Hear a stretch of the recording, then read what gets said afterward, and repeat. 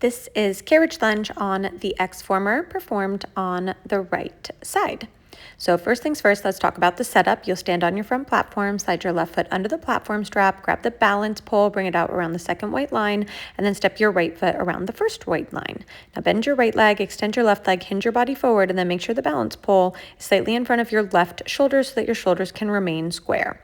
Full range, you'll slowly start to rise. As you do so, you extend your right leg about 80% straight, lift your chest slightly, and then glide the carriage forward. Begin to bend your right leg, tip your pelvis forward, tip your torso forward so it's a lovely long, like 30-degree angle from the crown of your head to your tail.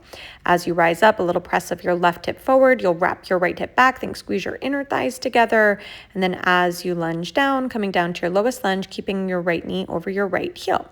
Now, a couple things I see go wrong. The right knee pushes forward at the bottom. It's going to put a lot of pressure in your knee. It's also going to put a lot of pressure in your quads. You're not going to feel your booty and your hammy as much. Here you see I'm sitting down way too low. Feels more like a stretch than an activation through the back side of the right leg.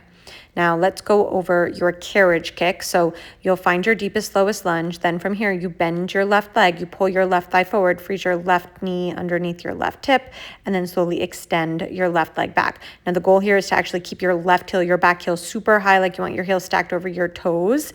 You'll notice here my hips are nice and square, right hip in line with left hip. A lot of times I see dumping into the right hip or the primary hip, so you just want to watch that frontal hip point stay in a nice horizontal plane.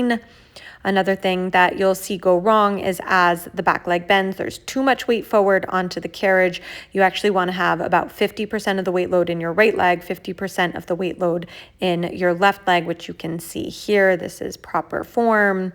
And then push, push, push into left toes. Pull your left knee up towards your left thigh as your leg extends while maintaining right knee over right heel. And then one more time, full range with proper form again. Find that nice little 80% extension at the top. Let the carriage glide forward.